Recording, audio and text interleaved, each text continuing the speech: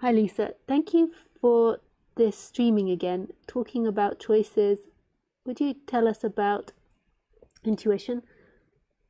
I in a moment I am in a moment where I am intuitively feeling that I should go in a certain direction in my life. However, for many reasons I'm afraid of actually doing it. What I mean by intuitively feeling is that I do not see a real reason beyond feeling very attracted to that direction. I've recently heard about intuition and would love to hear your thoughts about it.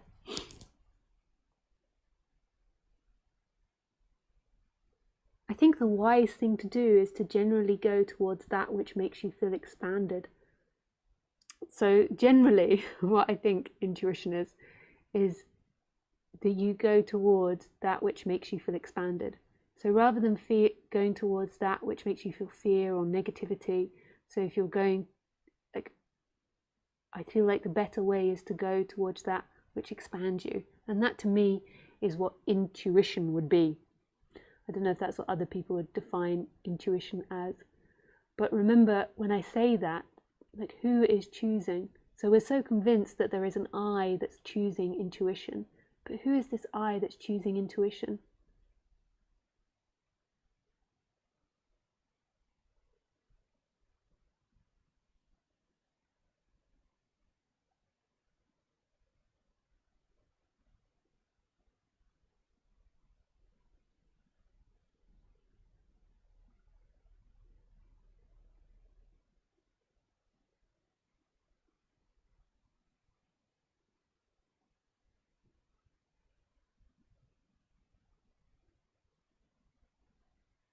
Who is this I?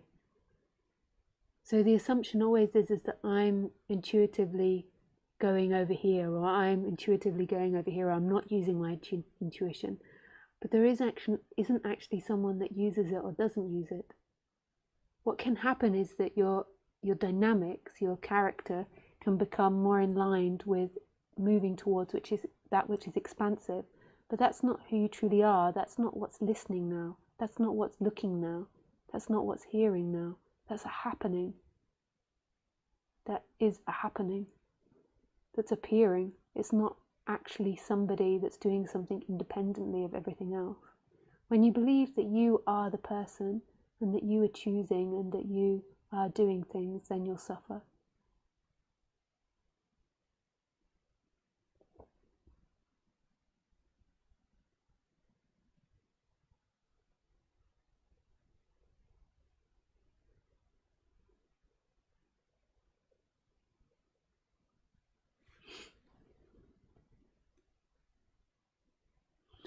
Thank you for your question.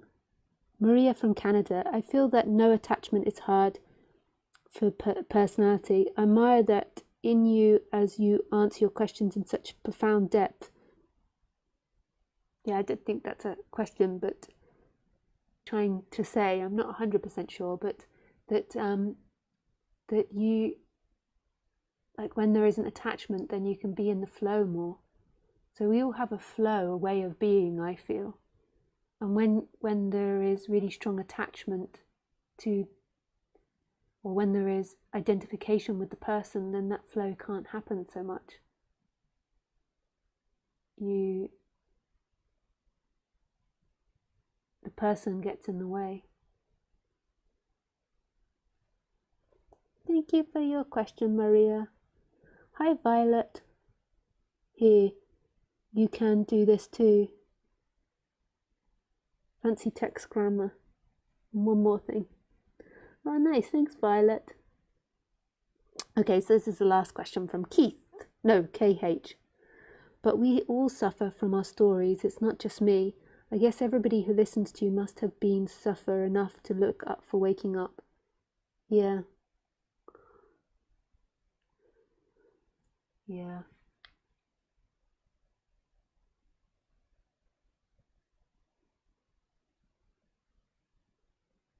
Yeah. I don't think that was a question, just a comment.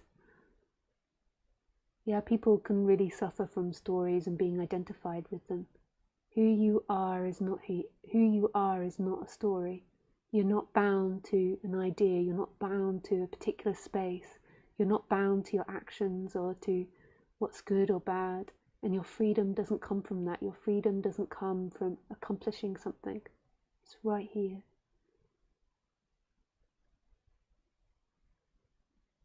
Nice. Okay, guys.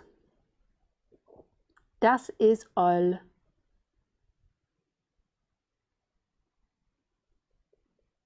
Das ist alles, not all.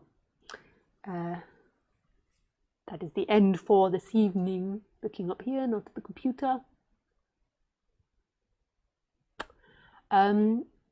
So, goodbye. I shall see you next Sunday at 6 p.m. French time. I wish you all a beautiful week, and yes, if you would like to see edited clips of my talks, then there's a channel called Lisa Cairns video clips, and you can log on to that, because I know some of my live streams are a bit chaotic sometimes and I don't start for ages. So it's called Lisa Cairns video clips. Okay, thank you. Goodbye.